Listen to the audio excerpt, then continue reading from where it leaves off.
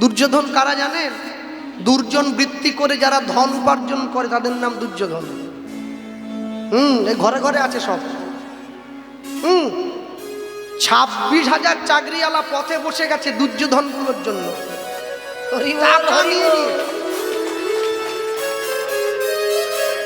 একবারে নিয়ে নিয়েছে। হ্যাঁ, টাকা নিয়ে এখন গা ঢাকা দিয়ে আছে, বেরোলেই পিটাবে। আমার হয় চাকরি দে, না হলে টাকা দে। আমি একটা জিনিস বুঝে পাইনি, যে নিজে 8 পাস সে তোমাকে চাকরি দিবে কি করে?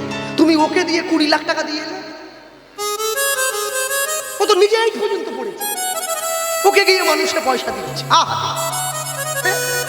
যাক, ভক্তমণ্ডলী মায়েরা সবসময় মনে রাখবে, এই দুর্যোধন যারা ঘুরে বেড়াচ্ছে সমাজের মাটিতে, এদেরও বিচার হবে। অপেক্ষা শুধু সময়ের, সময় অপেক্ষা করে দেখবেন এক না একদিন বৃষ্টি থেমে গিয়ে আকাশটা পরিষ্কার হবেই হবে। হরি বল, হরি বল। আকাশ হবে পরিষ্কার। হ্যাঁ, আমি মনে করি জুতো চেটে পরিচিতি লাভ করার থেকে জুতো ক্ষয় করে পরিচিতি লাভ করা অনেক বেশি সম্মানের।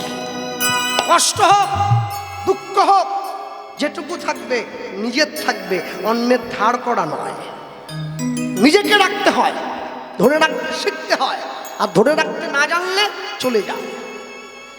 রাজা যদি ঋষি হয় তাকে রাজর্ষি বলা হয়, দেবতা যদি ঋষি হয় তাকে দেবর্ষি বলা হয়, মহৎ ব্যক্তি যদি ঋষি হয় তাকে মহর্ষি বলা হয়। কি? মহর্ষি বেদব্যাস, কি? দেবর্ষি নারদ, রাজর্ষি রাজা ইন্দ্রদ্যুম্ন। এই যে রাজা যদি ভালো হয় রাজ্য ভালো হবে, রাজ্য যদি ভালো হয় প্রজারা ভালো হবে, যদি প্রজারা ভালো হয় নগর ভালো হবে। আর রাজা যদি চোর হয় প্রজারাও চুরি করবে। সব কিন্তু ভেঙে বলবো না, আগেই বলেছি, আর সব বলা সম্ভব না। কারণ এই যে ক্যামেরাম্যান যারা এসেছে ওরা একবারে রেডি হয়ে আছে, বুঝলেন? ওরা দেখছে যে গাইছে ও ফাটান খেলে খাক, আমাদের চ্যানেল ভাইরাল হয়ে যাক। ওরা লিখে একটা ছেড়ে দিল।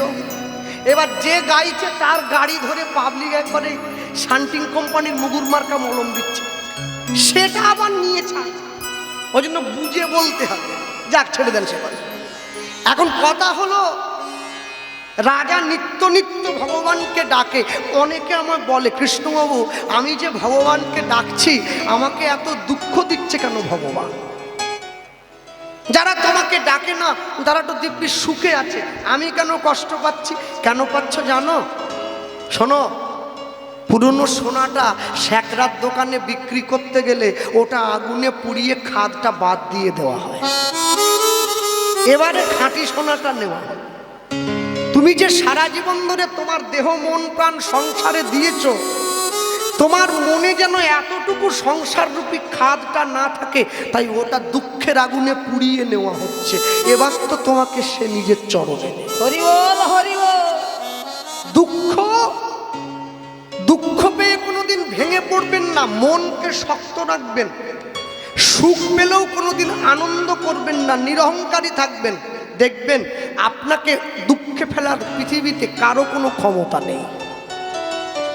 যে মায়েরা বসে আছেন আজকে ভগবানের কথা শুনছেন, একটা কথা মাথায় রাখবেন, সারা জীবন নিজের বাড়ির সকলের জন্য রান্না করেছেন, ছেলে মেয়ে স্বামী স্ত্রী দেওর ননদ ভাসুর শ্বশুর সবার জন্য।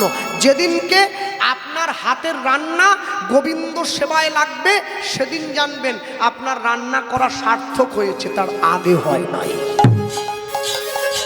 ভগবানের জন্য ভোগের দ্রব্য প্রস্তুত করবে এর সৌভাগ্য সবার হবে না।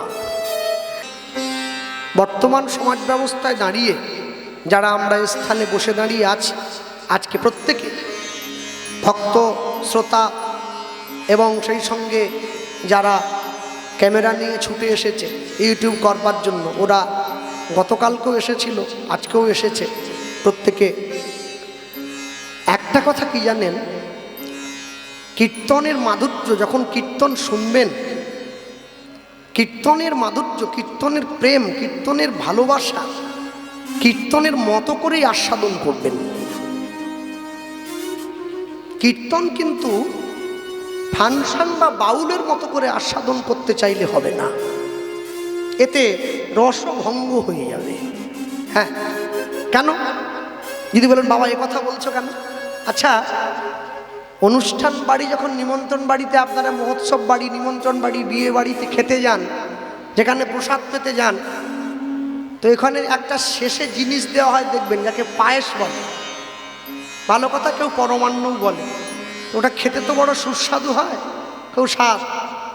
তা যে কমিটি সকলের খাওয়ার ব্যবস্থা করে, যে বাড়ির লোক সকলের খাওয়ার ব্যবস্থা করে, সে তো চাইলেই পারত শুরুতে পায়েসটা দিয়ে দিতে। জল দিয়ে পাতা দিয়ে আগে পায়েস দেওয়া হবে, আর যেহেতু শুক্তোটা তিতো, ওটা লাস্টে দেবে। তিতো খেয়ে লোক বাড়ি চলে যাবে। তা কিন্তু করে না, ও তিতো থেকে শুরু করে, শেষে পায়েসটা দেয়। কেন বলুন তো? এই অদ্ভুত বিচার। এই অদ্ভুত বিচার কেন জানেন? এই অদ্ভুত বিচারটা হচ্ছে দুটো কারণ। কি? প্রথমে যদি মিষ্টিটা দিয়ে দেওয়া হয়, মুখটা মরে যায়, মানে মুখের স্বাদ চলে গেল, এরপরে আপনি কিছুই আর খেতে পারবেন না মন ভরে। এত যে হালুয়া কালুয়া সব কিছু হয়েছে আর কি, এগুলো খেতে পারবেন না। ওই জন্য মিষ্টিটা আগে দেয় না। আর প্রথমেই যদি মিষ্টিটা ঝপ করে দিয়ে দেয়, এত পরিমাণে লোক খাবে, ও দিয়ে কুলোনো যাবে না। ওই জন্য আগে পেট ভরিয়ে নেওয়ার ব্যবস্থা হয়ে গেল, ডাল শুক্তো টুক্তো দিয়ে পেট ভরে গেল, এবারে ছুরুক করে চামচ দিয়ে একটু দিয়ে চলে যাচ্ছে। যারা গ্রামের একটু বেশি খাওয়া দাওয়া করে, পরিচিত লোক, আরেক চামচ দিচ্ছে। ওটা ভালোবাসা থাকলে দেয়। হ্যাঁ, আমি তো আবার নিমন্ত্রণ বাড়িতে গেলে ওই যে গ্লাসটা দেয় জল খাওয়ার জন্য, ওটা বাড়ায় যে এইটাই দাও।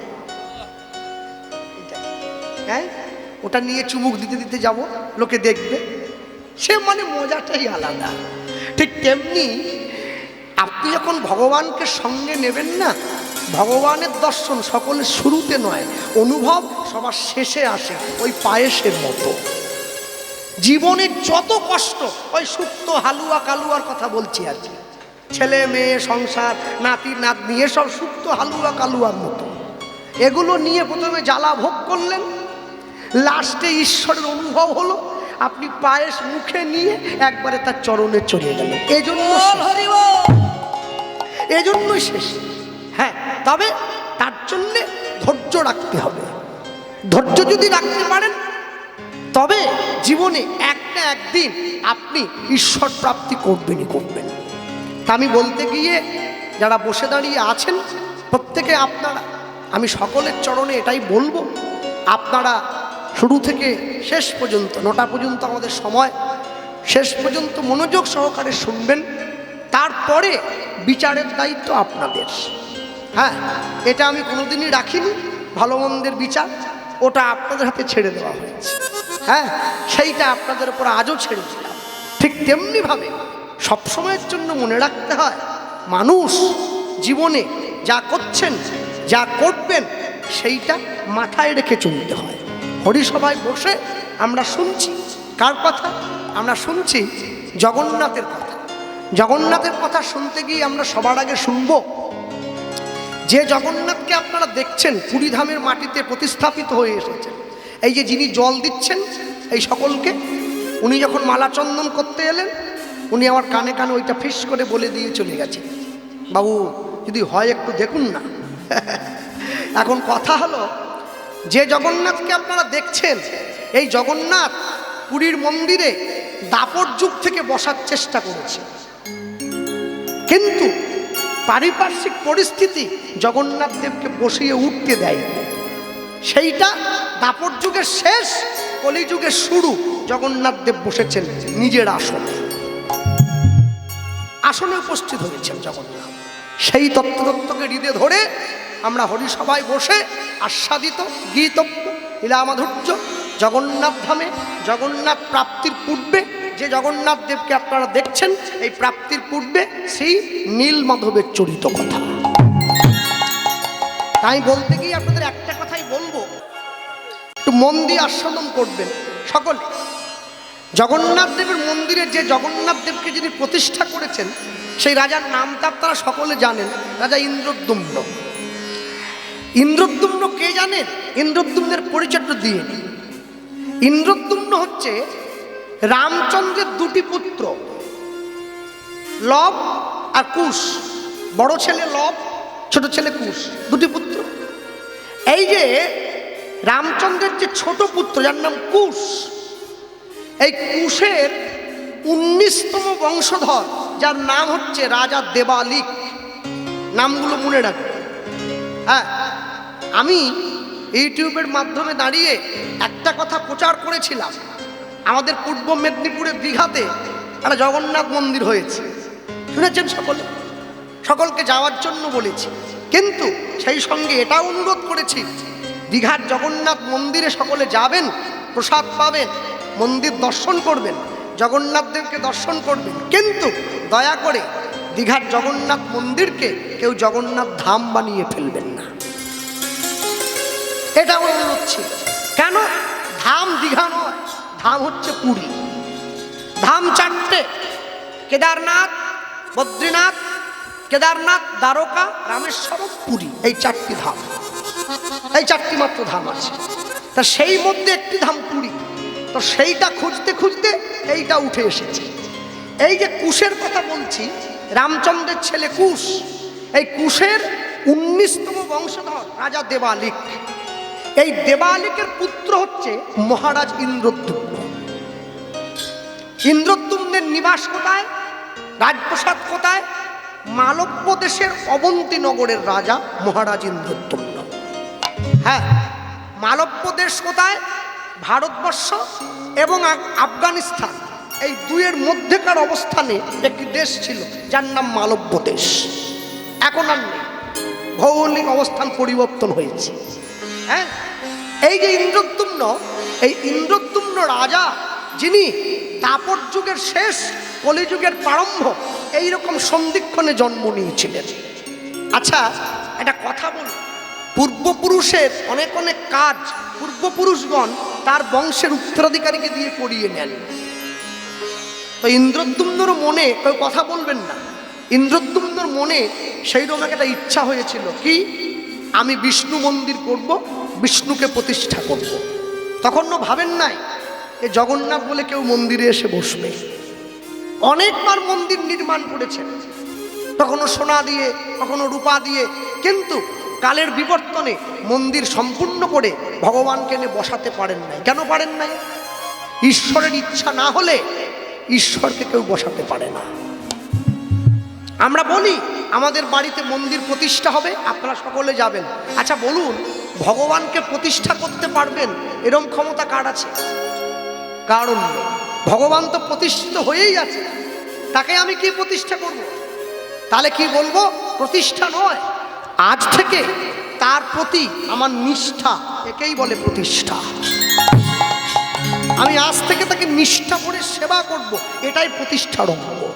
ওই নিতে গিয়ে ওই সম্মুখে দাঁড়িয়ে ইন্দ্রদ্যুম্নর মনে বড় আশা যে আমি বিষ্ণু মন্দির তৈরি করব। মহাজন লিখছেন, কি লিখলেন? শুরুতেই কলম দিয়েছেন, কি অবন্তী অবন্তী নগরে রাজা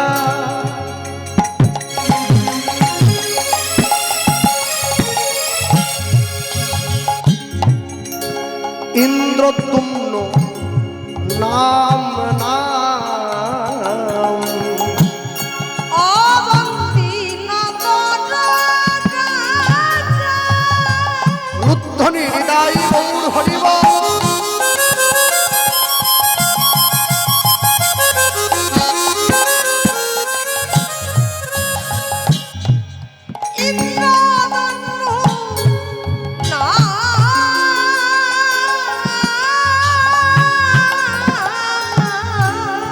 অবন্তী নগরে রাজা ইন্দ্রদ্যুম্ন নাম নাম ওই নয় অবন্তী নগর রাজা।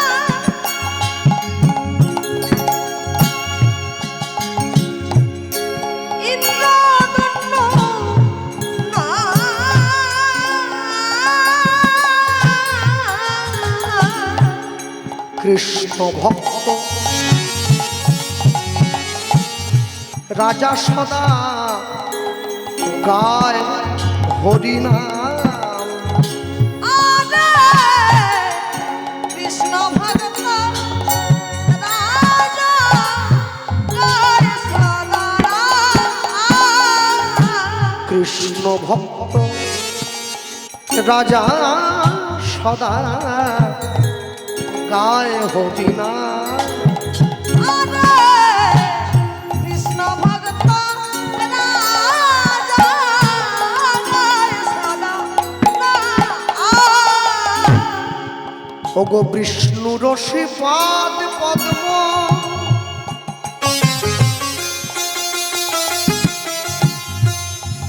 রাজা করয়ে চিন্তন। বিষ্ণু রসি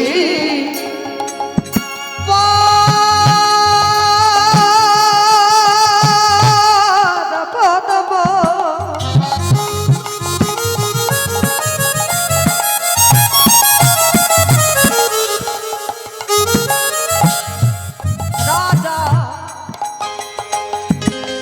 সদাই করেন চিন্ত বিষ্ণু রসি পাদ পদ্ম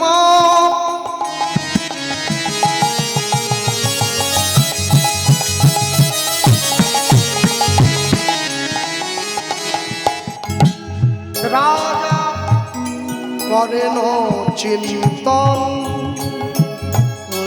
বিষ্ণু রশ্মি পাদ পদ্ম রাজা করেন চিন্ত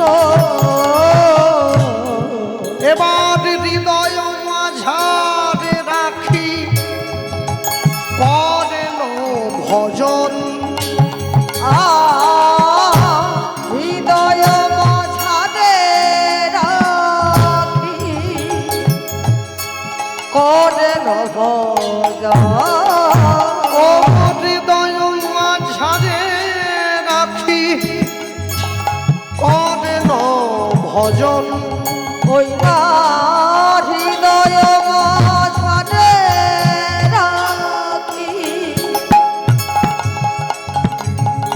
করেন ভজন।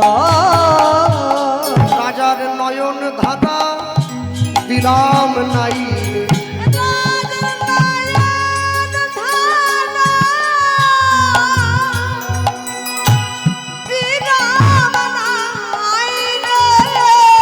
ওই যে হৃদয় মাঝে কৃষ্ণ চরণ চিন্তা করে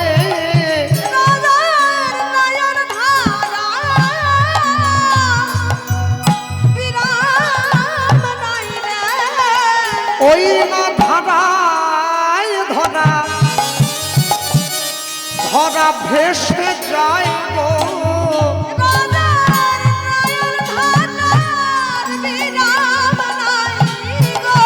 ওই না ধারায় ধরা ভেসে যায় গো।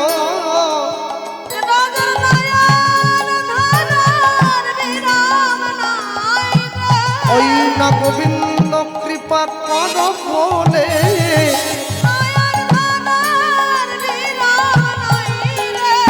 আমি ওই চরণে শরণ নিলাম।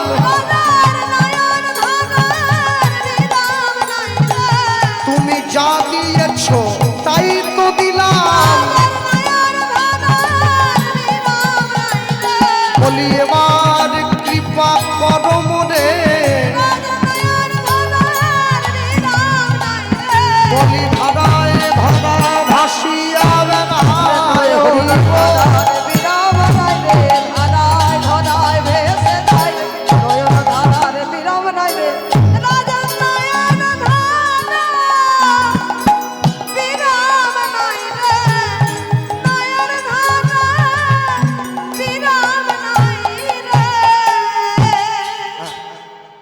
রাজা নিত্য নিত্য নয়নের জল ফেলে। একদিন দুদিন তিন দিন, একদিন দুদিন তিন দিন। হ্যাঁ, ভগবান মনে মনে চিন্তা করছেন কতবার কষ্ট দেবো, এবার আমাকে যেতে হবে।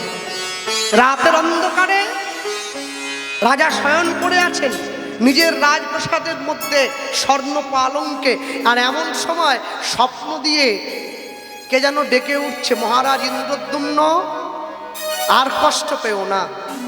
হ্যাঁ, আমি তোমাকে কথা দিচ্ছি, আমি তোমার আরাধ্য ভগবান, আমি তোমায় কথা দিলাম তোমার ইচ্ছা এক না একদিন পূরণ হবেই হবে। যেই এ কথা শুনেছে রাজা উঠে বসলো। রাজা উঠে বসেছে, আর যেই উঠে বসেছে রাজার মনে হয়ে গেছে আমাকে প্রভু যখন বলে দিয়েছেন আমার ইচ্ছা পূরণ হবেই হবে। আর চোখে ঘুম নেই, উঠে রাজপ্রাসাদের বাইরে এসে এদিকে ওদিকে হাঁটাহাঁটি করছেন। জগতে কত বৈচিত্র্যময় জীবন দেখেছেন। একজন মানুষ সম্পত্তি পাওয়ার জন্য রাত জাগে, একটা ছেলে পরীক্ষায় ভালো নাম্বার পাওয়ার জন্য রাত জাগে, রাজা ইন্দ্রদ্যুম্ন ভগবানকে পাওয়ার জন্য রাত জাগছে। তফাৎটা বুঝে নিতে হয়। তফাৎটা যে যেই চোখে দেখবে সে সেই চোখে তাকে লাভ করবে। উঠে এসে রাজপ্রাসাদের বারান্দা দিয়ে হাঁটাহাঁটি করতে করতে সকাল হয়ে গেল। আর যেই সকাল হয়ে গেছে, সকাল হয়ে যাওয়ার পর হঠাৎ করে রাজসভায় গিয়ে রাজা বসেছেন। এমন সময় লোক মুখে সংবাদ এলো, মহারাজ একজন সর্বত্যাগী সাধু আপনার দর্শনাকাঙ্ক্ষী, তিনি আপনার সঙ্গে একটু দেখা করতে চান। রাজা বলছে ওনাকে নিয়ে এসো। সাধু এসেছেন, বড় জটা আছে, গেরুয়া বসন পরে আছেন, সর্বত্যাগী সাধু। রাজ দরবারে এসে যখন দাঁড়িয়েছেন রাজা ষষ্ঠাঙ্গে প্রণিপাত করলেন, আসুন কিছু বলবেন? মুনিবর বলছেন, রাজা ইন্দ্রদ্যুম্ন তোমাকে একটা গোপন কথা বলবার জন্য আমি এসেছি। কি কথা? কাছে এসে দাঁড়িয়ে যখনই সম্মুখে দাঁড়ালো সঙ্গে সঙ্গে মহারাজ বলছে আমাকে বলে দিন না আমার কি কথা। যখনই দাঁড়িয়েছে উনি সঙ্গে সঙ্গে রাজাকে বলছে, শোনো মহারাজ, তোমার উদ্দেশ্যে একটা বার্তা আমি নিয়ে এসেছি। কি বার্তা? মনে রেখো, বার্তাটা অন্য কিছু নয়। তুমি চলে যাও জলধি উপকূলের দক্ষিণ দিকে ঔড় দেশে এক সাধুতীর্থ সমন্বিত দেশ আছে। সেই দেশে নীলগিরি নামক এক পর্বত আছে। সেই পর্বতের গভীর অরণ্যে তোমার আরাধ্য দেব নীলমাধব রূপে পূজিত হচ্ছে, এই বলে দিয়েছেন। আর যেই এ কথা বললেন মহারাজ ছুটে গিয়ে সেই বৈষ্ণবের চরণটা জড়িয়ে ধরেছেন। চরণটা জড়িয়ে ধরলেন, আপনি যখন এতটা আমায় বলেই দিলেন তাহলে বাকিটা আমায় বলে দেন, আমি কি করলে তাকে পাবো, কি করলে তাকে পাবো। হ্যাঁ, যেই এই কথা বলল অমনি সঙ্গে সঙ্গে সেই বৈষ্ণবের মুখ দিয়ে, সেই সাধুর মুখ দিয়ে ধ্বনিত হচ্ছে, তুমি শোনো শোনো মহারাজ, নীলমাধব তার নাম, শুনো শুনো মহারাজ। রুদ্ধনি হরিব।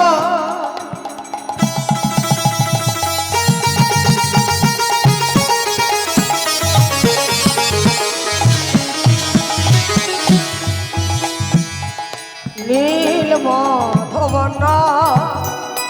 গোপনে পূজিত হন এই মর্তধাম, আর গোপনে পূজিত এই মর্তধাম। মাধব গোপনে, অতি গোপনে, সংগোপনে, মনের গোপনে, ওই বনের অরণ্যে নয় মনের মনে গোপনে পূজিত হন এই মর্তধাম। আর গোপনে পূজিত এই মর্তধাম। সঙ্গে তার সবে আছে, আছে ত্রিপুরাদি, আর সঙ্গে সবটা আছে, আছে ত্রিপুরা। মুরারি। আস্তে, যত জগতে পাহাড় পর্বত দেখছেন, এই পাহাড় পর্বতের অধিষ্ঠাত্রী দেবতা শিব। শিবের এক নাম ত্রিপুরারি, সঙ্গে তার আছে আছে ত্রিপুরারি। আর সঙ্গে সেন আছেন ত্রিপুরারি। ওগো নীলগিরি মধ্যে লহ অন্বেষণ করি হরিব। ওই না নীলগিরি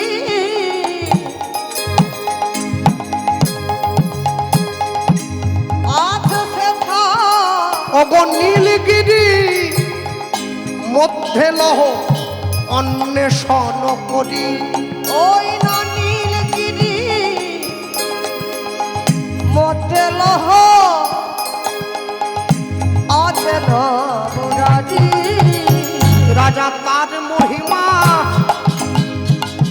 প্রচার কর। ওই না তার মহিমা প্রচার করো। ওই না জগৎ মাঝে প্রতিষ্ঠা কর। ওই না তার মহিমা প্রচার করো জগৎ মাঝে প্রতিষ্ঠা করো। ওই যে শোনো হে নিপবর। জগৎ মাঝে প্রতিষ্ঠা করো। বলি শোনো হে নৃপবর, জগৎ মাঝে প্রতিষ্ঠা করো। তুমি তার মহিমা প্রচার কর। জগৎ মাঝে প্রতিষ্ঠা করো। ওই না বিচার করিবে আচার করিবে। জগৎ মাঝে প্রতিষ্ঠা করো। ওই নয় আচার করিয়া প্রচার করিবে। জগৎ মাঝে প্রতিষ্ঠা করো। বলি নিজের বলিবে আর বলাইবে হরিব। প্রতিষ্ঠা করো নিজে বলিবে বলাইবে। জগৎ মাঝে প্রতিষ্ঠা করো। জগৎ মাঝে প্রতিষ্ঠা করো। ওগো নীলগিরি মধ্যে লহ অন্বেষণ করি। ওই না নীলগিরি মধ্যে লহ অন্বেষণ করি। যেই এই পরিচয়টা দিয়ে দিয়েছে, পরিচয় দেয়া মাত্র মহারাজ সঙ্গে সঙ্গে আছাড় খেয়ে পড়লেন সেই সাধু চরণ। আছাড় খেয়ে পড়ে জ্ঞান হারা হলেন, অচৈতন্য হয়ে গেছেন মহারাজ ইন্দ্র। অনেকক্ষণ পরে পাত্রমিত্র সভাসদগণ যখন ছুটে এসে রাজার চোখে জল দিয়ে, চোখে মুখে জল দিয়ে মহারাজকে উঠিয়ে সুস্থ করে বসিয়েছেন। কোথায় কোথায় সেই সাধু, কোথায় সেই ঋষিবর? নেই তো, চলে গেছে। ভাবছো বসে চলবে কিসে? তুমি ভাববার কে? তোমার ভাবনা যিনি ভাবছেন তুমি ভাবো তাকে। তার যেটা করার কথা ছিল করে দিয়ে চলে গেছেন, এবারে বাকিটা তোমায় করতে হবে, তোমায় করতে হবে। ভক্তমণ্ডলী, ভক্তিমতী মায়ের রাজা বিমর্ষ হয়ে সিংহাসন ত্যাগ করলেন, মাটিতে এসে বসেছেন। মনে রাখবেন, মানুষের জীবনে যখন ঈশ্বর প্রাপ্তির সুযোগ আসে, সময় আসে, রাজ ঐশ্বর্য আর ভালো লাগে না। মহারাজ ইন্দ্রদ্যুম্ন তার বড় প্রমাণ। হরি বল হরি বল। তার বড় প্রমাণ দেখবেন। বৃন্দাবনে যারা গিয়েছেন, যারা যান নাই, যারা যদি এখনো যান, গেলে দেখবেন মঠে মন্দিরে সাধু সন্তরা কি ধরনের পোশাক পরে ঘোরে। একটা ছেঁড়া উত্তরী কাঁধে, একটা ছেঁড়া উত্তরী পরে আছে। যদি চায় না, কাপড় দোকানটা কিনে নিতে পারে, যে টাকা তাদের আছে। একটা শিষ্যকে বললে কত কাপড় চাই, কিনে দিয়ে দেবে, নেয় না। কেন? এটা বোঝেন না? যার বাড়িতে 100 ভরি সোনা আছে, সে কোনোদিন অন্যের বাড়ির থেকে নাকচাবি চুরি করে না। নাকচাবির প্রতি লোভ নেই, এইটুকু কি হবে? 100 ভরি সোনা। যার জীবনে কৃষ্ণ সোনা লাভ হয়ে গেছে, তার এই জগতের সোনায় আর লোভ থাকে না। হরি বল হরি বল। তাহলে আপনারা প্রশ্ন করবেন, বাবা তোমার আমার নেই মানে? ভরে আছে। সুযোগ পেলে একবারে হাতিয়ে নিচ্ছি, মানে বুঝতে হবে এখনো সোনা লাভ হয়নি, দূরে আছে। ঘুরে। হ্যাঁ, চাইতে হবে তো, চাইতে চাইতে চাইতে চাইতে যদি কোনোদিন তার কৃপা হয়। ভক্তমণ্ডলী, ভক্তিমতী মায়েরা, মহারাজ উঠে বসেছে। উঠে বসে চারদিকে তাকিয়ে রাজ্যবাসীকে ডেকে সকলের সম্মুখে দাঁড়িয়ে রাজা ঘোষণা করলেন, তোমরা যে আছো, যেখানে আছো, রাজ্যবাসী শোনো, তোমরা আমার নীলমাধবের সন্ধান আমাকে এনে দাও। আর যদি তোমরা আমার নীলমাধবের সন্ধান আমাকে এনে দিতে পারো, আমি রাজা ইন্দ্রদ্যুম্ন তোমাদের কথা দিলাম, আমি তাকে 5টা গ্রাম আর 1 লক্ষ স্বর্ণ মুদ্রা দান করব। কারা ছুটে এলো? যাদের ঘরে সোনা নেই তারা। কার ঘরে সোনা আছে? রাজ ইন্দ্রদ্যুম্নর ঘরে যে রাজপুরোহিত পুজো করে, যার নাম বিদ্যাপতি, সে আসেনি, ঘরে বসে আছে। তার ঘরে কৃষ্ণ সোনা বাঁধা আছে, রাজাকে বোঝাবার জন্য সে আসেনি, বাকিরা ছুটে এসেছে। মহারাজ কথা দিচ্ছেন তো, সোনাটা দেবেন? দেব মানে রাজার কথা 2 নম্বরই হবে না।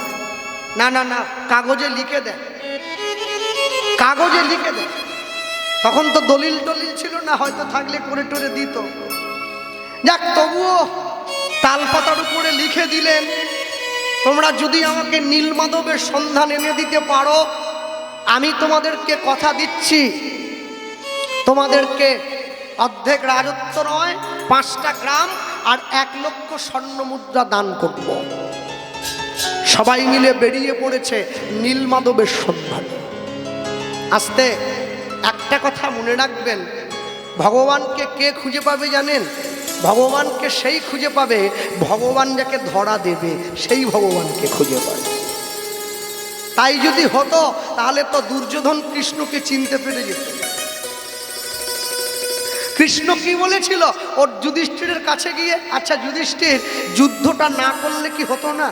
যুধিষ্ঠির বলে, তুমি তো বন্ধু, তুমি গিয়ে একবার বোঝাও দুর্যোধনকে। বলে, দাঁড়াও, তোমাদের দাবিটা কি একটু শুনে নেই। কৃষ্ণকে যখনই দাবির কথা বলেছে, যুধিষ্ঠির বলছে, আমরা 5টা ভাই তো, আমাদের দাবি কিচ্ছু নেই, 5 ভাইকে 5টা গ্রাম দিয়ে দিক, এতেই আমরা খুশি। কৃষ্ণ গিয়ে সেই কথাটা দুর্যোধনকে বলছে। এই যে দুর্যোধন, ভক্তমণ্ডলী, ভক্তিমতী মাতৃবর্গ নিয়ে গিয়ে যখন দাঁড় করিয়েছে, সম্মুখে গিয়ে সকল ব্রাহ্মণরা রাজাদেশকে শিরোধার্য করে সকলে বেরিয়ে পড়ল। কোথায়? সকলে বেরিয়ে পড়েছে নীলমাধবের সন্ধানে। সকল চলো চলো ভাই, ওই যে রাজা বলে দিয়েছে তো, 1 লক্ষ স্বর্ণ মুদ্রা, 5টা গ্রাম দিয়ে দেবে। সবাই বেরিয়েছে নীলমাধবের সন্ধানে।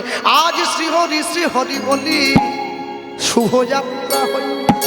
শ্রীহরি শ্রীহরি বলে শ্রীযাত্রা হইল। একটু হাত তোলা যায়, একটু তালি দেওয়া যায়।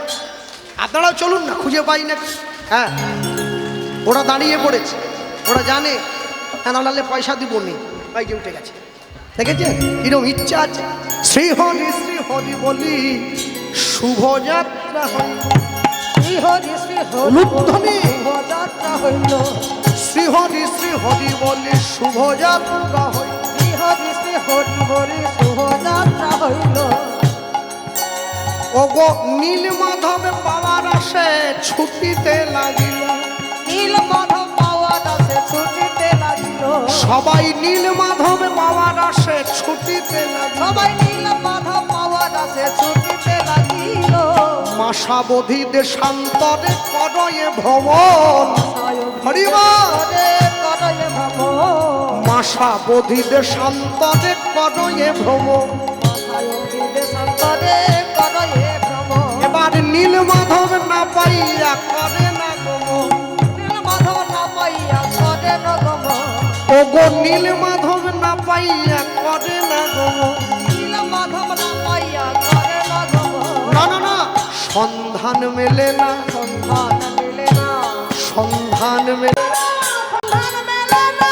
যার লাগি কাঁদে প্রাণ, সন্ধান মেলে না। যার লাগি কাঁদে প্রাণ। সন্ধান মেলে না। বলি যার লাগি ব্যাকুল সবে, সন্ধান মেলে না। আজ হরি হরি হরি বহে। সন্ধান মেলে না। বলো হরি হরি হরি করে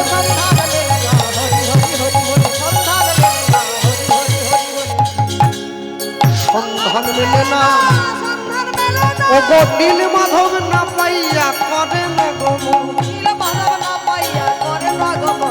ও গো নীল মাধব না পাইয়া মাধবের লাগি দেশে দেশে ফিরিয়া পণ্ডিত ব্রাহ্মণগণ ফিরিয়া আসিল নীল মাধব না পাইয়া সকলে চিন্তিত হইল সকলে চিন্তিত হইল। আমি শুরুতে আপনাদের যে কথা বলেছিলাম, ঈশ্বরের কৃপালে হয়তো যাহারে সেই তো ঈশ্বরের কথা বলিবারে পারে, সবাই বলে। ভগবান তাকেই ধরা দেয় যে ভগবানের প্রিয় পাত্র হয়। হ্যাঁ, ভগবান কহে আমি তো যার তার হই না, হয় কি আমি যার শুধু তার হই, আমি তো যার তার হই না, আমি তো যার তার হই না। এইটা দক্ষিণ 24 পরগনা।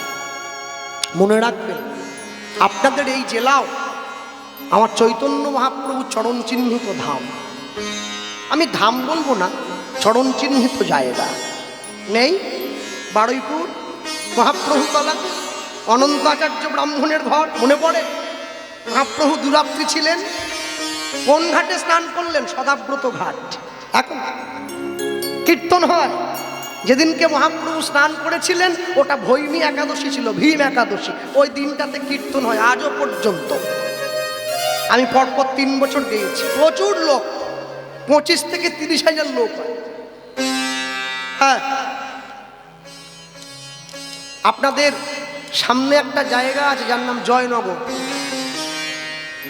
আছে না? জয়নগর, জয়নগরে একটু সামনে রাধাবল্লভ তলা বলে একটা জায়গা আছে, রাধা গোবিন্দের মন্দির আছে, অনেক পুরনো।